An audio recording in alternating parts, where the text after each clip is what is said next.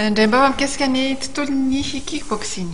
Ankalaza ny fadimy taonany ny ekipa ny COSPN eo amin'ity taranja kickboxing ity ny asabotsy ho avy zao dia misy ny hetsika izay karakaran'izy ireo fananana grand défi no etsona izany fananana izany.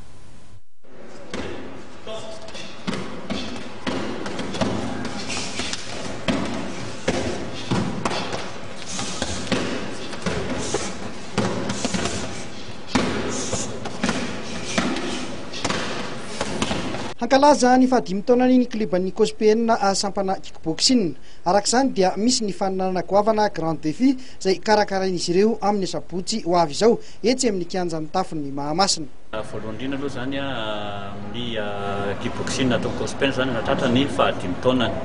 Dia amin'izay fahataran'ny fadimy taona zay zany dia manorina zany zay manao combat.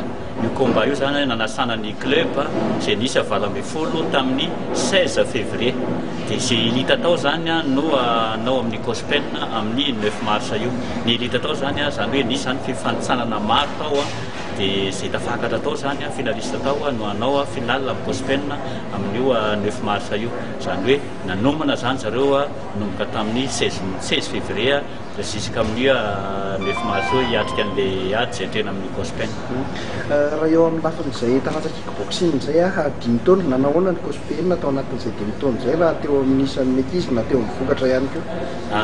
Zay zany anisan'ny hoe club anisan'ny hoe farany zandry indrindra tato amin'ny kickboxing ny fijoroana.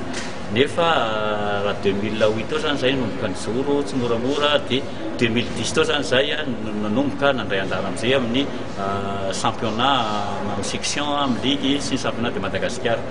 Dia avy dia dinganiko angamba ny section sy ny ligue fa championnat de Madagascar zany tao amin'ny classe satria tsy maintsy any ihany tombohana raha vao manomboka le kickboxing dia teo amin'ny 70% ny championnat de Madagascar zany tao amin'ny classe dia lasa ny COSPN daholo. Ireo sangany rehetra amin'ny taranja kickboxing ity araka izany no hiakatra ringa etsy mikianjan'ny tafon'ny Mahamasina.